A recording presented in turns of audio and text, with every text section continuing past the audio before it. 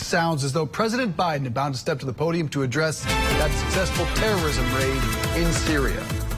The United States military forces successfully removed a major terrorist threat to the world, the global leader of ISIS, known as Haji Abdullah. He took over as leader of ISIS in 2019 after the United States counterterrorism operation killed al-Baghdadi. Since then, ISIS has directed terrorist operations targeting Americans, our allies and our partners, and countless civilians in the Middle East, Africa, and in South Asia. Haji Abdullah oversaw the spread of ISIS-affiliated terrorist groups around the world after savaging communities and murdering innocents. He was responsible for the recent brutal attack on a prison in northeast Syria holding ISIS fighters, which was swiftly addressed by our brave partners in the Syrian Democratic Forces. He was the driving force behind the genocide of the Yazidi people in northwestern Iraq in 2014. We all remember the gut-wrenching stories, mass slaughters that wiped out entire villages, thousands of women and young girls sold into slavery, rape used as a weapon of war. And thanks to the bravery of our troops, this horrible terrorist leader is no more. Our forces carried out the operation with their signature preparation and precision, and I directed the Department of Defense to take every precaution possible to minimize civilian casualties. Knowing that this terrorist had chosen to surround himself with families, including children, we made a choice to pursue a special forces raid at a much greater risk than to our own people, rather than targeting him with an airstrike. We made this choice to minimize civilian casualties. Our team is still compiling the report, but we do know that as our troops approach to capture the terrorist, in a final act of desperate cowardness, he, with no regard to the lives of his own family or others in the building, he chose to blow himself up, not just with the vest, but to blow up that third floor, rather than face justice for the crimes he has committed, taking several members of his family with him, just as his predecessor did. I'm grateful for the immense courage and skill and determination of our U.S. forces, who skillfully executed this incredibly challenging mission. The members of our military are the solid steel backbone of this nation, ready to fly into danger at a moment's notice to keep our country and the American people safe, as well as our allies. And I'm also grateful to the families of our service members.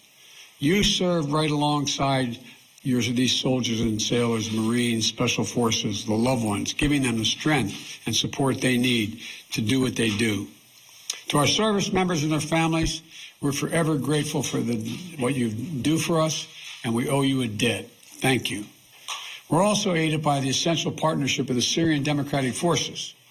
I want to commend our dedicated intelligence community, the Department of Defense, and members of our national security team throughout the government, whose meticulous and tireless work over the course of many months ensured that this mission succeeded.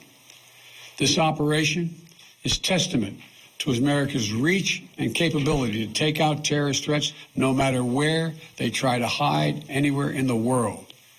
I'm determined to protect the American people from terrorist threats, and I'll take decisive action to protect this country.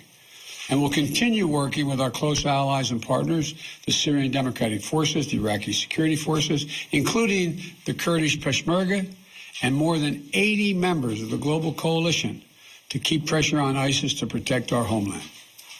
We remain vigilant. We remain prepared. Last night's operation took a major terrorist leader off the battlefield, and it sent a strong message to terrorists around the world. We will come after you and find you. Once again, today, we continue our unceasing effort to keep the American people safe and to strengthen the security of our allies and partners around the world.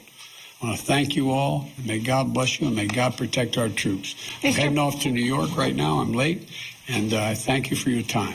Appreciate it. Mr. President, how many U.S. troops were involved, sir?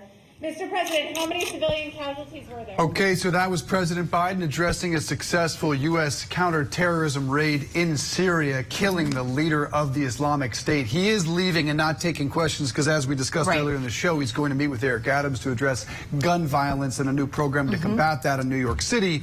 But he brings up a good point that the critics will say civilians were killed in this. He just said, we used special forces at greater risk to our troops to reduce civilian casualties. Instead of that airstrike. And he also threw the word coward out when he was talking about how this leader did die. He said, quote, blew himself up with a vest, taking several members of his family with him. The entire third floor. And the entire third floor as well. So he was also saying that this just sends that greater message when we're talking about our international relationships. This sends a message to other terrorists out there. He says that we will come after you and find you. It was not a great start for the president on foreign policy. There was that disastrous withdrawal from Afghanistan. So this gives him a rare win, a reset on foreign policy when he's tested all over the globe right now. Of course, Russia threatening to invade Ukraine, 130,000 troops. You've got North Korea launching ballistic missiles. You've got China watching what happens in Ukraine because they might invade Taiwan. This is one of the central reasons people voted for Biden, because they felt comfortable with him on foreign policy. Maybe this gives him a real opportunity to boost some of those approval ratings and show he's a leader on that note. When we spoke with Tammy Haddad earlier, that is something that she mentioned, was saying that this is what he really bolstered his campaign on, and people were very confident in that aspect. But then we want to also mention, too, that he did say we are forever grateful for our military members and their families as well, because as they're hearing news, as we are, at the same time, of course, they're worried as well. So. All right, that was a big address there from President Biden. We'll be right back after a short break.